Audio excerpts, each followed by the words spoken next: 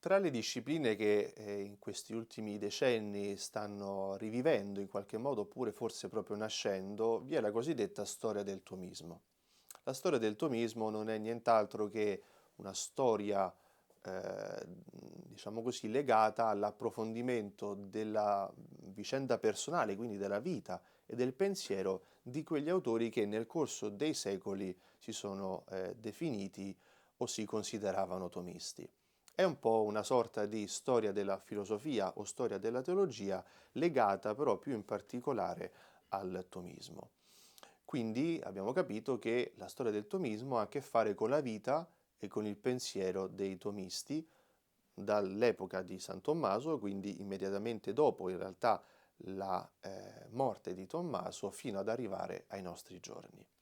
Bisogna tenere presente che i tomisti non sono dei ripetitori di San Tommaso d'Aquino, cioè i tomisti non si sono limitati a ripetere Tommaso, ma in qualche modo hanno approfondito il pensiero di Tommaso, spiegato il pensiero di Tommaso e a partire dal pensiero di Tommaso e con Tommaso hanno in qualche modo approfondito quella che è la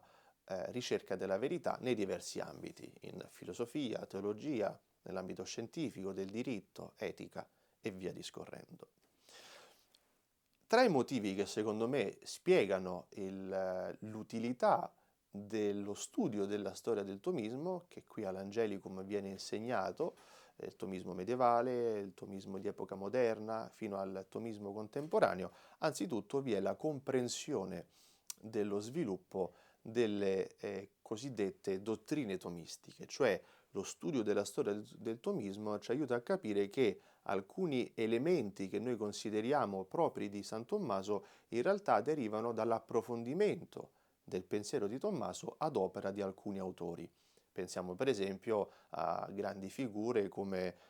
Tommaso de Vio, il cardinale Gaetano, oppure Giovanni Capreolo, o in tempi più recenti Jacques Maritain, Etienne Gilson, i quali pur essendo di scuole diverse e pur, come dire, avendo pensieri propri che magari non tutti quanti i tomisti di oggi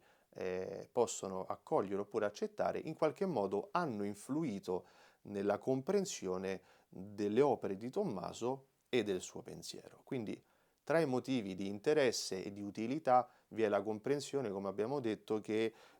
c'è uno sviluppo storico della comprensione per l'appunto del pensiero di Tommaso.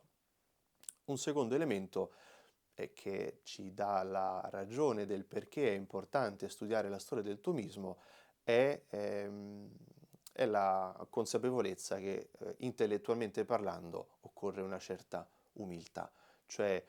entrare proprio nella logica delle cose secondo la quale non siamo i primi a leggere San Tommaso e non saremo gli ultimi. Prima di noi c'è tutta una tradizione fatta di persone molto intelligenti o anche poco intelligenti, come capita a tutti gli esseri umani, e dopo di noi ve ne saranno altri. Quindi entrare in qualche modo in una tradizione che ha delle ricchezze da apportare, chiaramente non tutto quanto va accettato, e anche proprio nella prospettiva del lasciare ai postumi nuovi elementi per la ricerca della verità insieme a Tommaso d'Aquino. In questo senso mi viene in mente quella che è una frase di un famoso tomista del 1400-1500, Francesco De Silvestri, cosiddetto ferrarese oppure ferrarense, il quale nel prologo del suo commento alla Summa Contra Gentile si dice: nessuno è tanto intelligente da non aver bisogno dei libri e delle opere degli altri. E quindi abbiamo compreso più in generale come lo studio della storia del tomismo ci aiuta fondamentalmente nella cosa più importante, che è la ricerca della verità.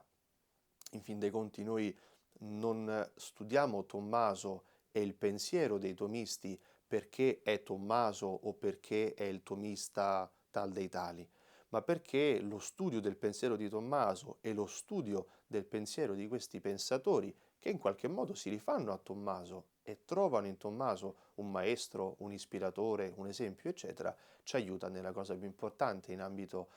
intellettuale e accademico per chi vive insomma l'accademia, la scuola, l'università, che è la ricerca della verità, di questa verità che in realtà è una persona, Gesù Cristo, ma che noi attraverso lo studio possiamo in qualche modo